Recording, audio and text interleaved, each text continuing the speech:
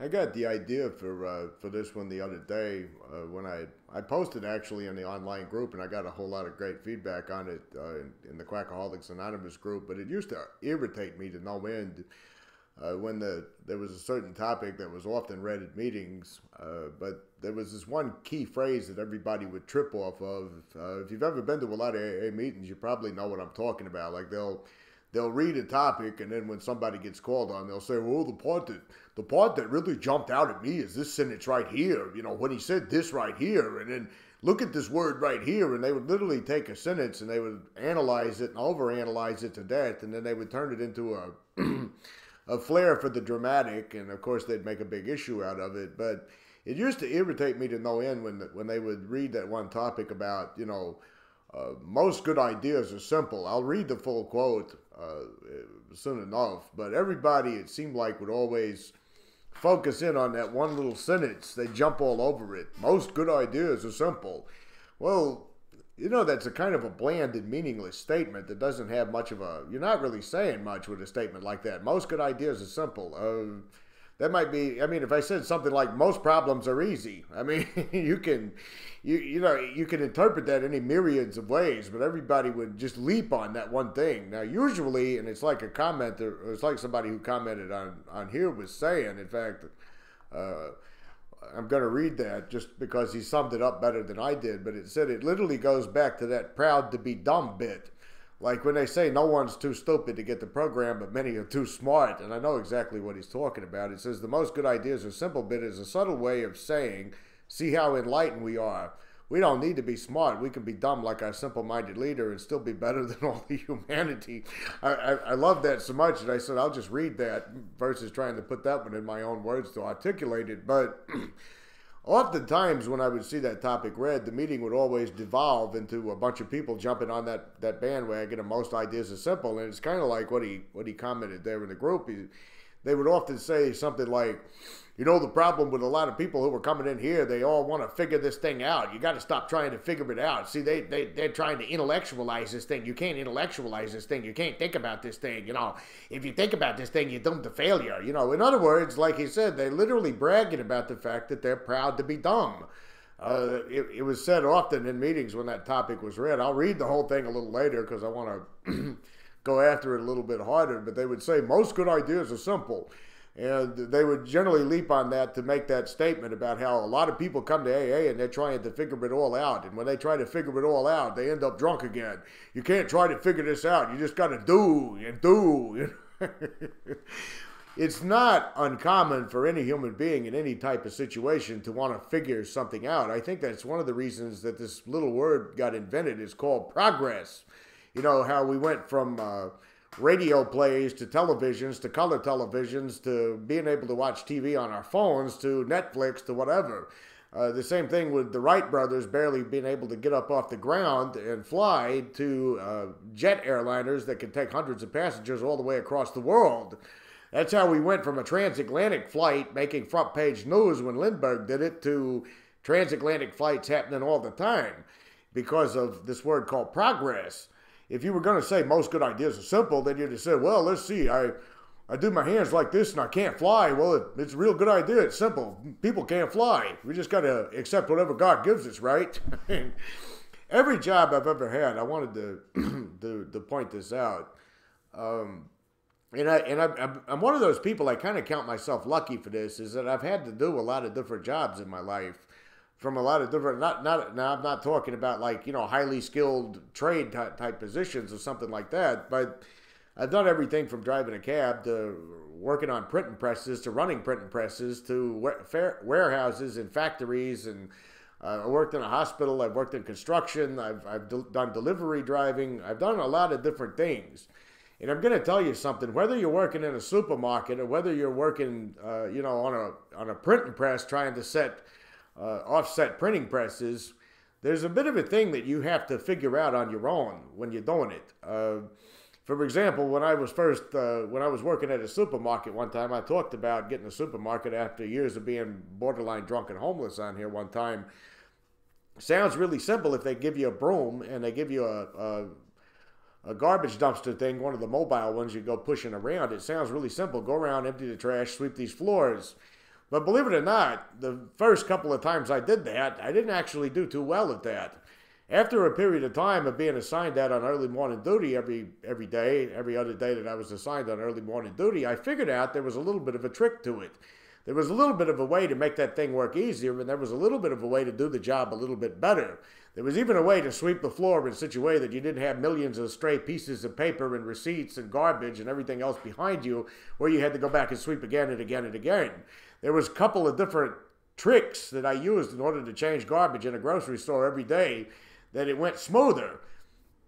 Now, whether it was changing garbage in a grocery store or whether it was working on a printing press, there are certain things that I had to figure out for myself how to do this.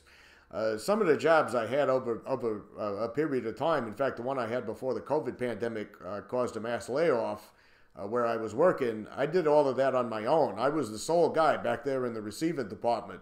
So it was up to me to handle the trucks. It was up to me to handle the priority shipments. It was up to me to order the supplies. It was up to me to do everything.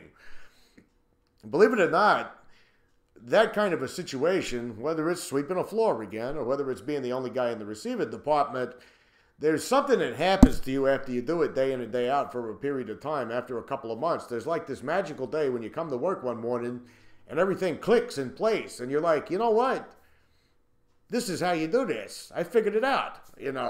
You figured out how to make it work for you and you figured out how to do the job effectively and you kind of feel pretty good about yourself for being able to do that. It's time to give yourself a pat on the back. Of course, AA wouldn't want you to do that because they don't want you to feel proud of any of your accomplishments. They want to say, well, that's just pride. That's just alcoholic pride. Pride's a sin. It's a sin even though it's not a religious program, mind you. But it's a natural human tendency to want to figure things out because how else can you do anything in life or accomplish anything in life without figuring something out? The reason they don't want you to figure out anything when you go into those 12-step meetings is because if you did figure out what it was all about, you'd leave. You'd say, well, this doesn't have nothing to do with quitting an addiction. This doesn't have nothing to do with quitting drinking.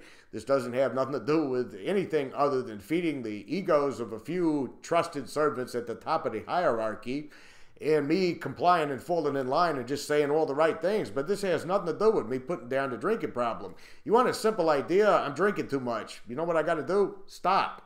You want a simple idea, a good idea that's simple? I'm indulging too much in food or whatever. I got to stop. That's a simple idea. AA is going to claim that most ideas are simple, but then they're going to turn around and tell you that it's because of your fear, it's because of your moral deficiencies, it's because of your resentments, it's because you were born an alcoholic, it's because that you're bodily and mentally different from your fellow man, because you're in full flight from reality, because of the 7 deadly sins, because of the spiritual this and the agnostic that. I mean, literally for a program that calls itself simple and prides itself on having simple ideas, it's got a very twisted, weird, bizarre, pseudo-intellectual, pseudo-religious blabber about it that has absolutely nothing to do with quitting drinking at all. So as far as Bill W. saying most good ideas are simple, what he's really trying to tell you is you need to just shut up and obey his cult religion and not question anything. Anything that's been done, even this camera as it works now, as another commenter pointed out in the group. In fact, I'll just go ahead and read it because I kind of like the way he put it. Most good ideas are so complex, they require the collaboration of many thousands of people. Look at how insanely complicated and precise a computer CPU of a smartphone is. The internet's a vast global network of wires, servers, computers, and satellites. Huge bundles of cables that cross entire oceans. They only look simple because of the countless lives dedicated to making them work efficiently. I barely know how any of this shit works, but it does almost effortlessly. And he's right. So AA's, with its most good ideas, is simple, is just a call to tell you to obey the cult religion and not question, because after all, those people who try to figure it out, those vehement old-timers that are so quick to remind you, so many people come in here and they try to figure it out, and there's nothing to figure it out. What they're really saying is so many people come in here and they realize this thing has nothing to do with quitting drinking, has nothing to do with accomplishing something or making something in your life. It's just about you following lockstep in line with the religion. Then you'd leave if you figured it all out. But it's another way to introduce fear into you, because if you're sitting there in a meeting like I used to do for a long period of time, much longer than I care to really admit to, if you're sitting there and you're thinking, well, this doesn't make sense, this doesn't even add up to me. This doesn't compute. This doesn't compute to me in any meaningful, logical way that I can actually apply it to my everyday, ordinary existence. They don't want you to do that because they'll tell you that if you do that, you're going to get drunk again. You probably could get drunk again anyway, but more than likely, the people who get drunk again for the one simple reason of this. I went to the meeting, the newspaper articles that I read, the magazines, the TV specials, the TV shows, the quacks like Dr. fucking Phil and all those people, they all say that AA is the only thing that's proven to treat addiction, and it ain't treating my addiction. So, it's back to the old drawing board. By the way, I'm going to crack me open a bottle and have me a drink just to process and drown out all that fucking insanity that they planted into my head. But the truth of the matter is that AA's retention rates are abysmally low. Their failure rate is extremely high. And the people who do hang around, I've noticed, seem to just be the neurotic kinds of people that feed off of the attention of the group.